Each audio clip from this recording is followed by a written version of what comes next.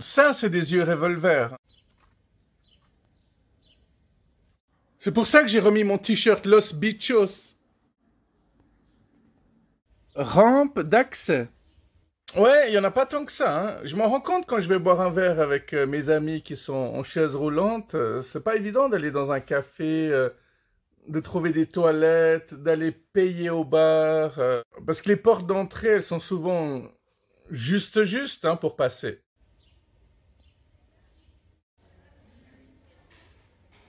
Alors, je vous rappelle que fumer tue, hein, mais l'alcool tue, la drogue tue, et toutes ces phrases peuvent être résumées en deux phrases. La vie tue et la mort tue. Ne pas oublier, être une femme tue. Licenciement général pour le journal La Région. Et qui a écrit cet article? La Région. Les putes! Il sait même pas mettre un S, le mec qui a écrit ça. Il connaît pas du tout la conjugaison. Et puis le message, il est pas du tout clair, hein. Est-ce qu'il parle de sa mère? Est-ce qu'il parle de sa sœur? Bon, voilà, je dois encore vous raconter un gag que j'ai entendu il y a plus de 15 ans. C'est l'histoire d'un fils assez jeune qui va demander à son père, Papa, c'est quoi la différence entre le réel et le virtuel?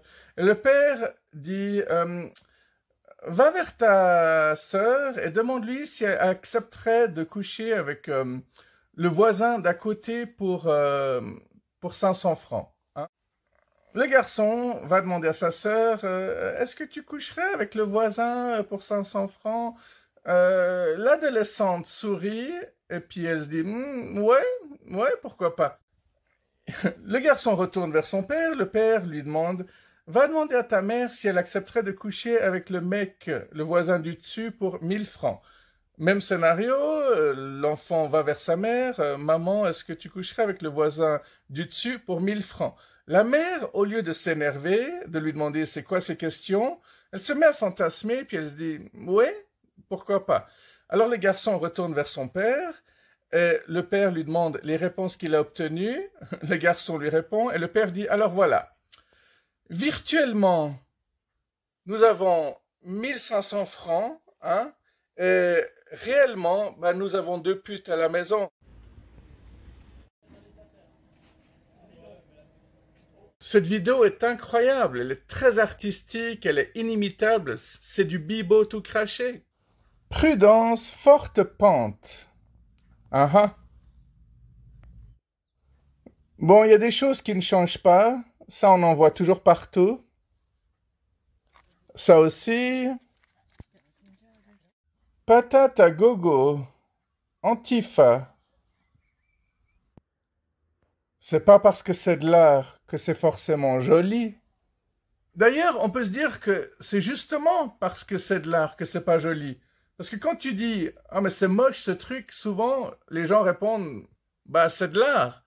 Vous aurez toutes sortes d'informations de ce genre dans le livre Attentat d'Amélie Nothomb.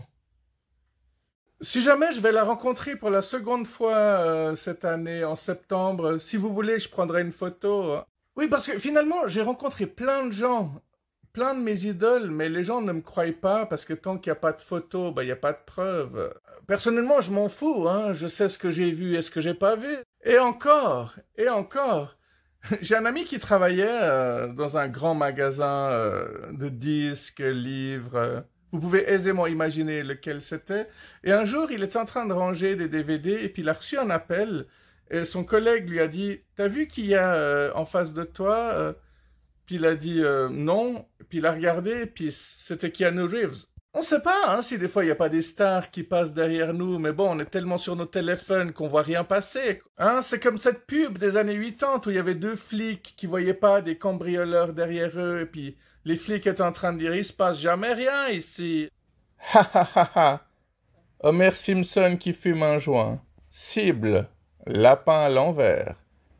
Pêche interdite. Interdiction de faire caca. Tenir les chiens en laisse. Oui, je sais que vous savez lire, hein, mais cette vidéo, elle convient aussi aux aveugles, hein, si jamais. Ah, les fachos sont les souverains du monde. Ils devraient fumer un petit peu pour se calmer. Et qui sait, peut-être qu'un jour, ils pleureront de rire. L'eau, la vie, la pureté.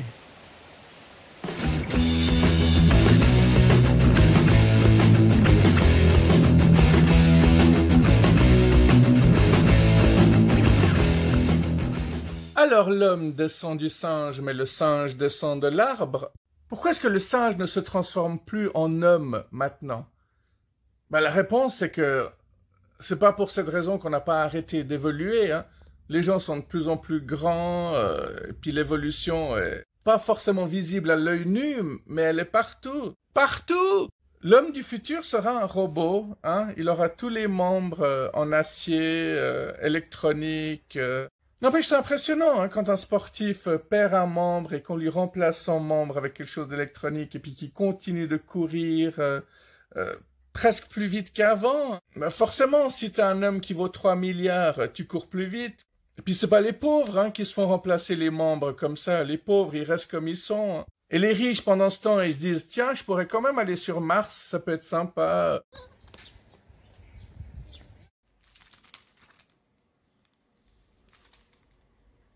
Quand je l'ai découvert, il était comme ça. Mais maintenant, il est comme ça. Oui, parce que je casse tout, hein. Je suis vraiment trop maladroit. Tu n'es pas seul. McDo finance génocide palestinienne. Comme dit ma physio, je pars du principe que tout le monde a un bon côté. Mais elle oublie que toute bonne personne a aussi un mauvais côté. Ici, si tu perds ton enfant, ne le cherche pas. Faisons un autre. Ce sont les petites choses discrètes avec lesquelles nous pouvons accomplir de grandes choses.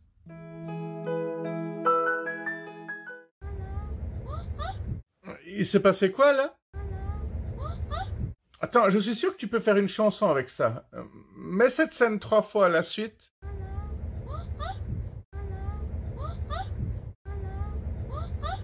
Maman, maman. Ah, ce serait un tube de l'été, ça. Mais ça n'aurait pas de succès parce que c'est trop bien. 3 semaines de succès. Fantastique. Vous avez atteint votre objectif de pas 21 jours d'affilée. Enfin. Bon, en même temps, aujourd'hui, j'ai marché que 100 pas. Et le diable, lui, il en a marché que 666.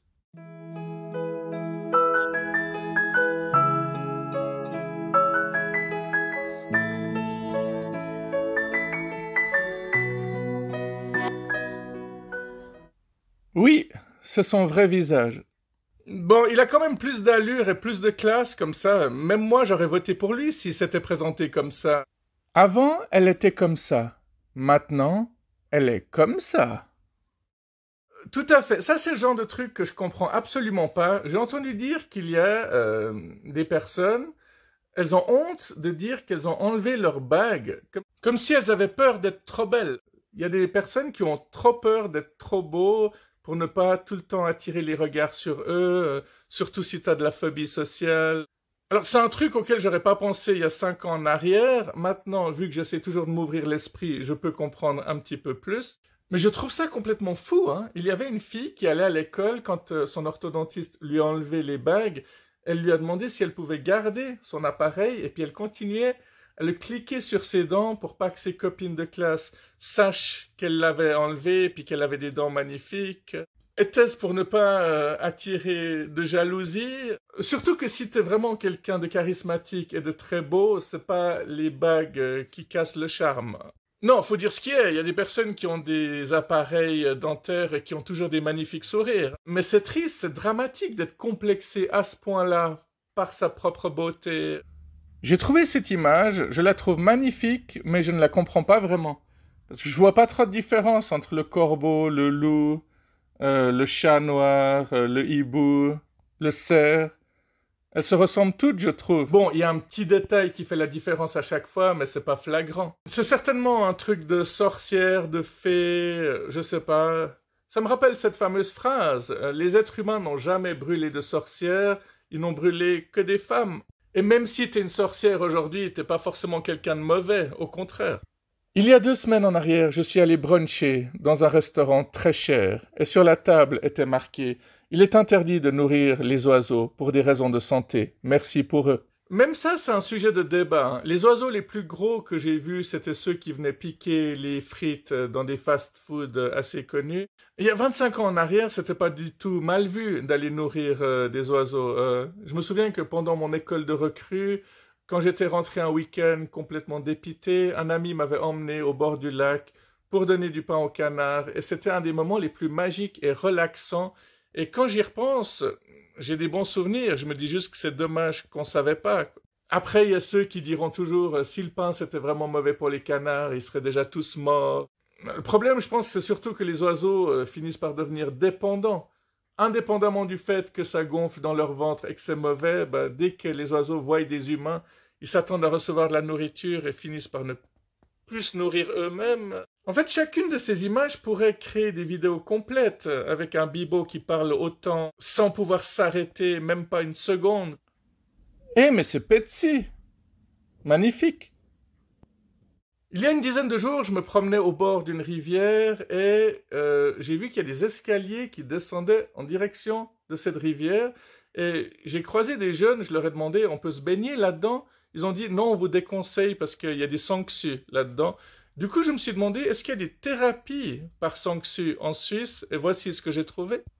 Il n'y a qu'un seul laboratoire en Suisse qui élève des sangsue. Depuis plus de 20 ans, la doctoresse Dominique Keller-Schweitzer partage son quotidien avec des milliers de sangsue.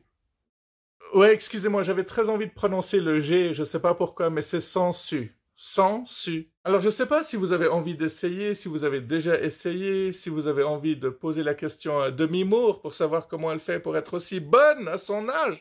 Bien, cette vidéo a duré assez longtemps, alors comme disait Tara Brach, la seule façon de vivre est d'accepter chaque minute comme un miracle qui ne se répète pas. Voilà, sur ce, prenez soin de vous et bon week-end.